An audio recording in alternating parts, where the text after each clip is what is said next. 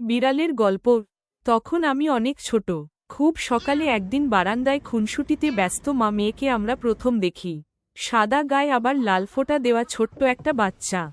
আমাদের খুব পছন্দ হয়। রেখে দেওয়ার চিন্তা করার আগেই আব্বু বলে, বাড়িতে কোনো বিড়ালকে জায়গা দেওয়া যাবে না। ওরাও কি এ কথা শুনে ফেলে নাকি কে জানে। আরেকদিন সকালে লেবু গাছের নিচে দেখা মিলে ছোট্ট বিড়ালটার। ভাঙা পায়ের ব্যথায় মিউ মিউ ডাকছে। তখন ভাইয়া ওকে কোলে নেয়। আব্বু নিজ হাতে মলম লাগিয়ে দেয় ভাঙা পায়ে। ধীরে ধীরে সুস্থ হয়ে ওঠে। পরে ও হয়ে যায় এ বাড়ির স্থায়ী সদস্য। খাবারের সময় ভাইয়ার পাশে বসে খায়। বাকিদের চোখ ফাঁকি দিয়ে একটুকরো মাছও ভাইয়া তুলে দেন তার প্লেটে। রাত হলে ভাইয়ার কিবোর্ডের উপর বসে ঘুমায়। বিকেলে আবার আম্মুর মাছ পাহারা দেয়। বাড়িতে অন্য বিড়ালের এন্ট্রি নেওয়ার ব্যাপারে হয়ে ওঠে কঠিন হুঁশিয়ার। ইঁদুরদেরও তখন পা গুনে চলতে হয়। কারণ এ বাড়িতে কেউ একজন আছে। আমরা সবাই তাকে ভালোবাসি। তবে ও বেশি ভালোবাসে ভাইয়াকে। এক দৌড়ে উঠে যায় ভাইয়ার কাঁধে।